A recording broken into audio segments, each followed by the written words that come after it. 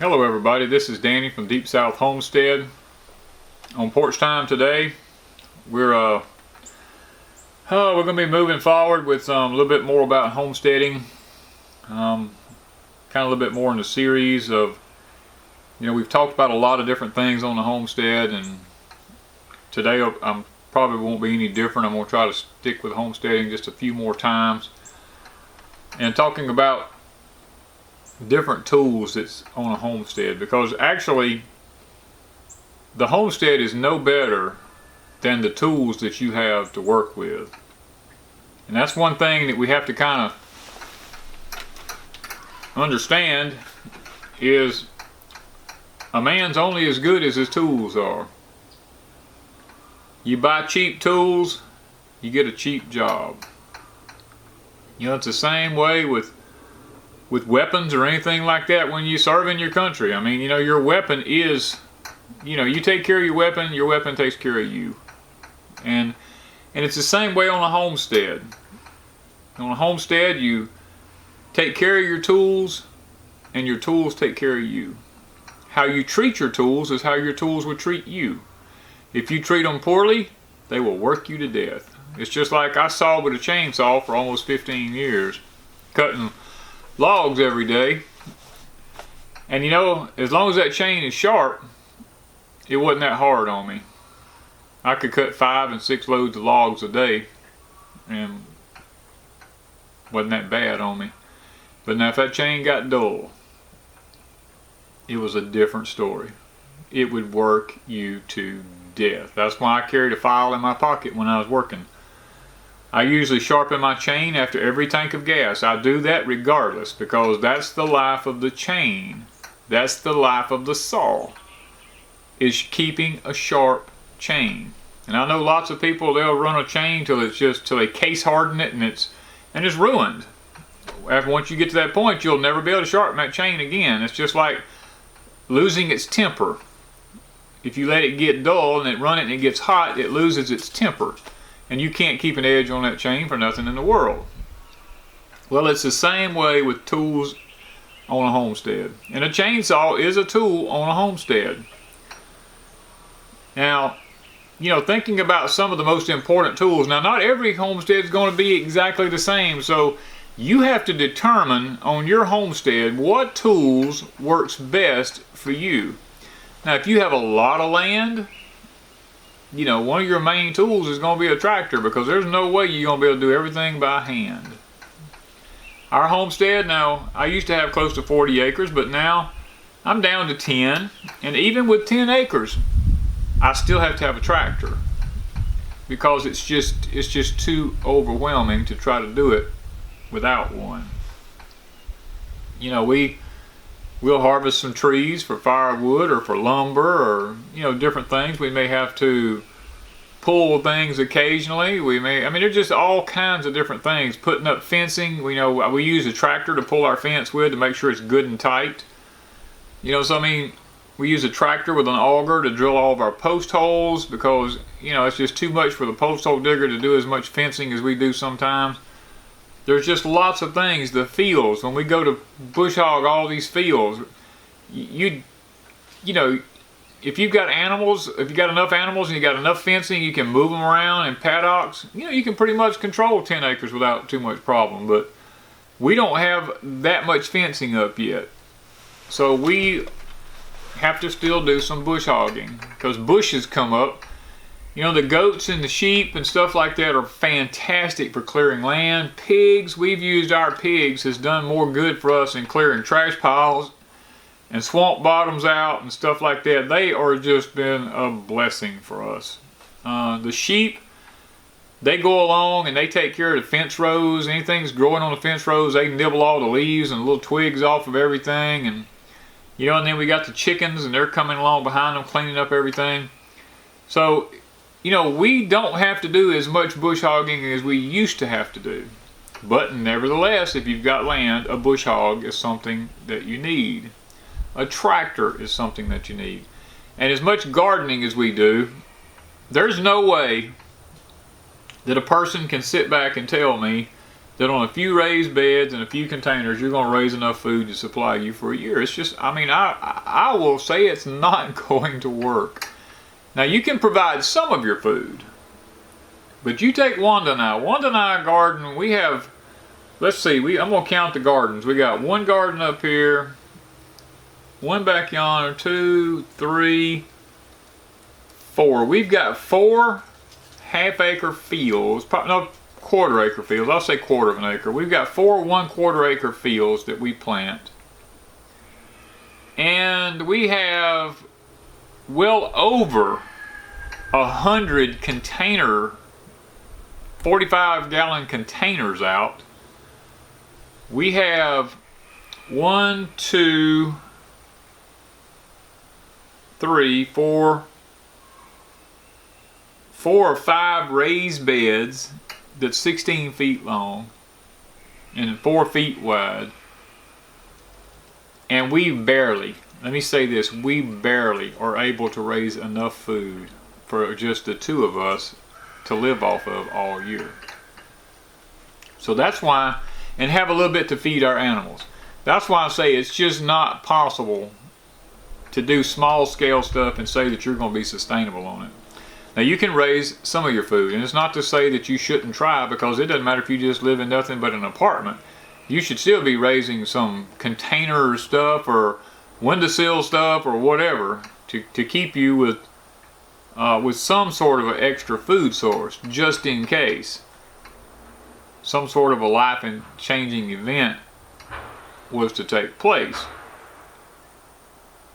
But getting back to the tools, if you got land, a tractor is almost a must, and the equipment to go with the tractor. Now, you take us, we have roads on our homestead here that we have our own gravel pit. You know, we have to maintain our own roads here on the homestead with the gravel, and our driveway. You know, we do the gravel on the driveway. If we pour some kind of footings or foundations or something like that, we build buildings. We get our own gravel off the place here. We don't have to have it brought in. So tractors is a tool that's really needed for that kind of stuff with a front end loader on it. You know, with all the fields that we do, we have to have a turn plow to break the ground down 12 to 16 inches deep. We have to have a disc to level it back up. When we're planting as much corn as we plant, we have to have a planter to plant the corn with. We have all types of middle splitters. We have cultivators. We have 2 or 3 different types of cultivators. In the fall, when we plant our ryegrass for our animals to eat, you know, we have the disking that we have to do then. We have a cultipacker that we go back in and cultipack. We have a seeder that we go back in. We seed the land with, because it's just too much work to say that you want to do it all by hand when you get to a certain size acreage on a homestead. So, you know, you're gonna have to determine what size homestead you're gonna have, and on that homestead, what tools is gonna be available. Now, we use a tractor on our homestead to get the garden ready a lot of times. But once we get the garden ready and we get the rows laid off, we come in with our hand push planters. Now, I have earthway planters that I've used for years. One of them is my dad's. I've been using those for quite some time. We have the one that goes behind the tractor, but once we get the land prepared, we predominantly do it all by hand once we get to a certain point. Now, I'm going to show you some pictures of some of the tools that we have here. We have the Hoss double wheel hoe that we use. We'll use it to open up rows with. We'll use it to cultivate up beside small plants with. It's all hand operated stuff. You push it, it's not hard to push. We plow dirt up beside the little small plants with the Hoss tool double hoe. So that's one of the tools. I'm going to show you a picture of the double wheel hoe here.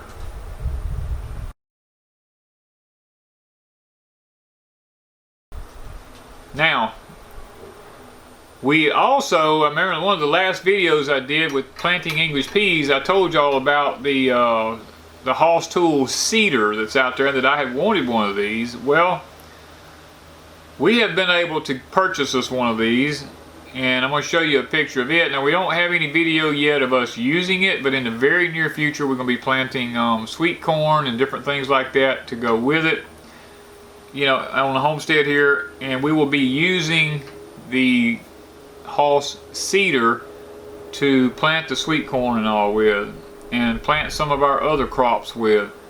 Now I'm going to show you the cedar, the Hoss cedar that we are going to be using in a video clip here.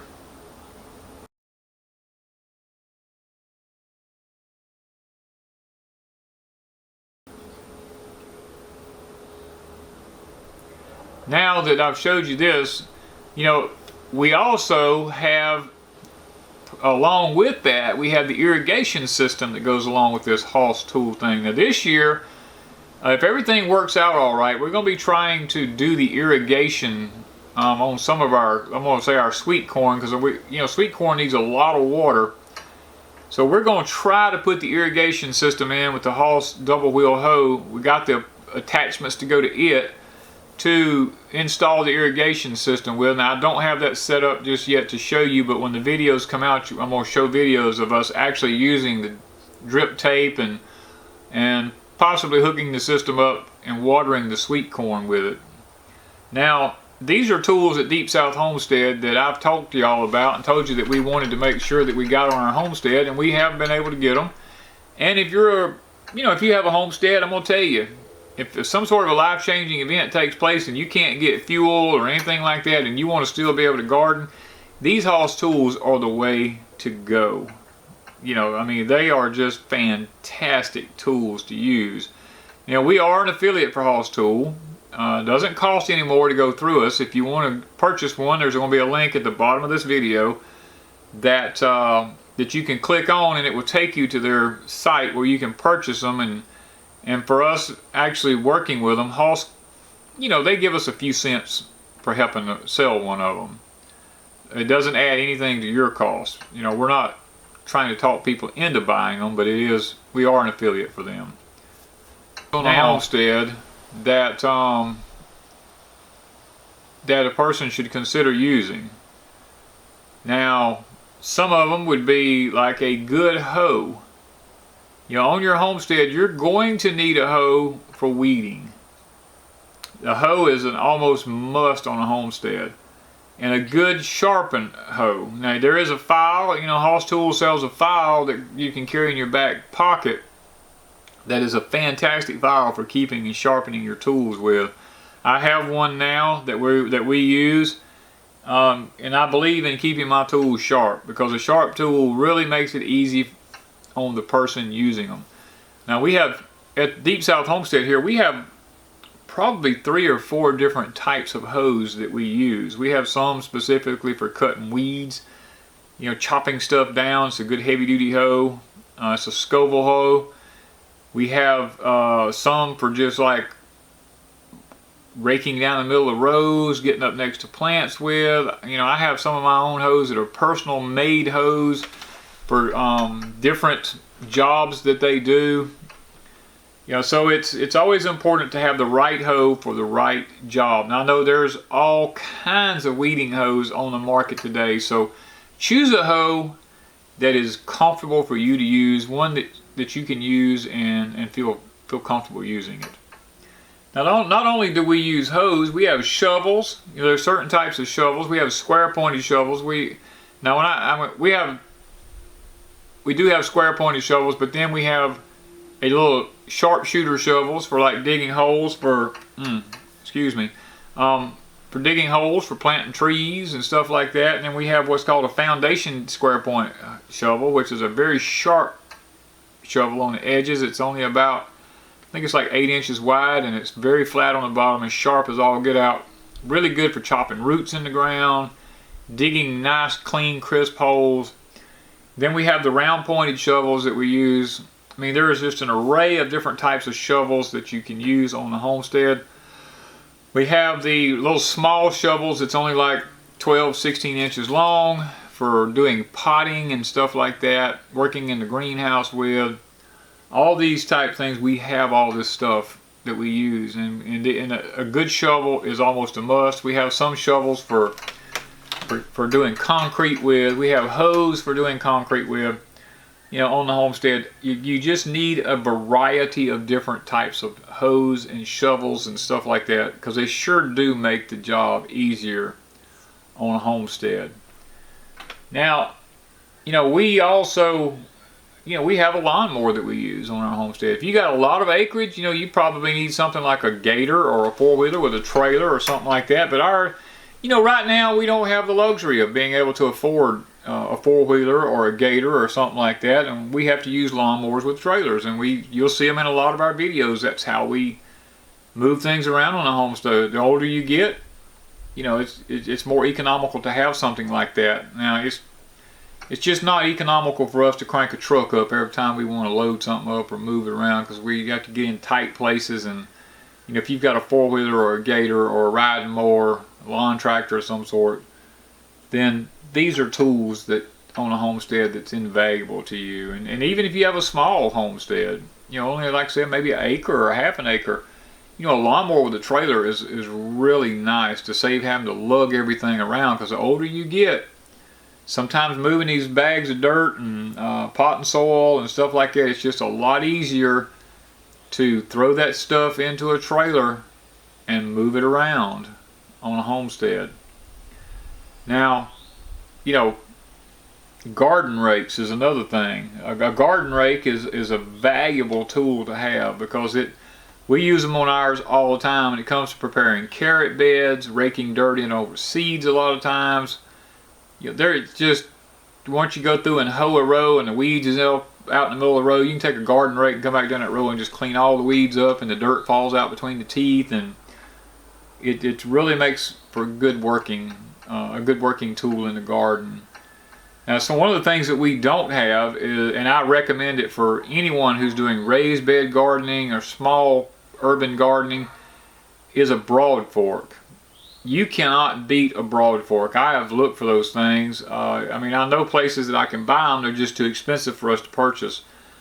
But if you can come across one at a reasonable price, or your homestead, you don't mind shucking out the money, a broad fork is probably the best tool for raised beds, for breaking the ground deep, aerating the soil, you know, not messing up with the microbe system that's in the soil, the microorganisms, not worrying about destroying the earthworms and stuff like that. I mean, these tools are just invaluable. I mean, they are a must if you have a small homestead. They're worth the investment. We also have tillers on the homestead. I have a large tiller that I actually walk behind and can use to clean out the middles of rows with. I have a plow system that goes with it. I can actually plow dirt up against the plants with it if I need to. It's got tires on it, or I can take them off and put tines on it. I have a miniature tiller that's a small one that you can put in the raised beds if you need to. We also have that on the homestead here. I mean, you know, however successful you want to be at homesteading is going to be determined by the tools that you are willing to invest in. You know, we have pole saws, we have weed eaters. I mean, I have all these tools on the homestead that we can use if we need to. If we need to reach up and cut branches out of trees on a homestead, then I've got the 12-foot pole saw. We can reach up and actually saw the limbs out, you know, stuff like that. There's just, you know, I can go on and on about tools. We have axes, we have wood splitting mauls on the homestead, because if you're going to have a fireplace, these are going to be some things that's going to be a must on the homestead. We have hatchets. I probably have 8 to 10 different style hatchets on a homestead that I use. You know, it's just because you're cutting small branches, you know, stuff like that. Splitting kindling wood, these type different things. There's all these different type of hatchets that I use. I got different ones for different jobs. Now, not only do I have hatchets, I have sledgehammers, because there's going to be times you're going to need to drive stakes in the ground in a garden. I have 2-pound sledgehammers, I got 5-pound ones, I got 10-pound ones. It's just, it all depends on how, it all depends on what you're driving in the ground as to hammer you need. You know, we have an array of different claw hammers. I mean, these are things, different types of pliers, wire cutters, lineman pliers, fence staple pliers. You know, all these things for putting up fencing is just a must to have on a homestead. You know, there's just, I don't know that I could cover all the tools that's needed on a homestead in one porch time. I just don't know that it's possible. I mean, we have yard rakes that rakes leaves. We rake up acorns and leaves and stuff like that. We put the leaves in the chicken pen. We compost the leaves. The acorns we all send over to the pigs, and they eat the acorns. I mean, so it's, you know, there's just an array of different tools on a homestead. You know, you almost need a separate building just for homesteading tools. And, you know, Wanda and I have actually talked about that. We've talked about maybe building some kind of a little small building that's strictly a building for nothing but homesteading tools. Because sometimes it does get a little frustrating when you go to looking for a tool and you have to hunt and find out where it's at because they're not all in one location. Now, there are some tools on my homestead that I have that are custom made tools. I have one that I took a piece of a railroad spike and actually made a tool for opening up a little single row. I put a hoe handle on it and bolted it to it, and you know, it's just like a finger that sticks down the ground. I just drag it through the ground. It makes this perfect little row for planting little small seeds in. There's just all kinds of stuff on your homestead. Whatever you need, just if your mind can create a tool, then you can build it. Then build whatever you need, or go purchase whatever you need. But you know, you can't do everything by hand. Even our forefathers realized that. That's why we have as many tools as we have today. Now, something else that's just invaluable on a homestead is just a good wheelbarrow. You know what I mean? Now they've got the 2-wheel ones, the 4-wheel ones, the 1-wheel ones. I mean, you know, a good wheelbarrow a lot of times is a tool on a homestead. So, I mean, stop and think about what kind of homestead you're interested in having, and what kind of tools do I need on my homestead? Stop and think about how big a homestead you want to have, what you're willing to do on your homestead, and then what kind of tools it's going to take to make that possible.